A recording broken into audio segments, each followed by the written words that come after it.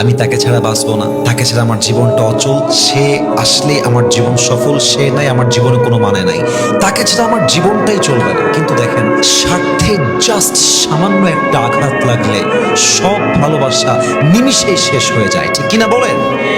একমাত্র আল্লাহ তাআলাই আছে এমন, যেই আল্লাহ তাআলা বান্দাকে কোনো স্বার্থ ছাড়া স্মরণ করে। আপনি কাউকে ভুলে যাবেন, সে আপনাকে ভুলে যাবে।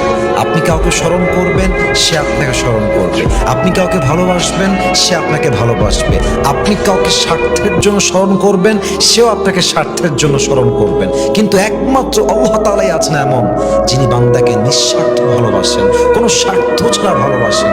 এজন্য আমার মনে হয় দুনিয়ার সমস্ত মানুষের ভালোবাসার মাঝে স্বার্থ আছে, ভেজাল আছে, চিন্তার ব্যাপার আছে, কিন্তু আমার আল্লাহর ভালোবাসা একদম নিঃস্বার্থ ভালোবাসা।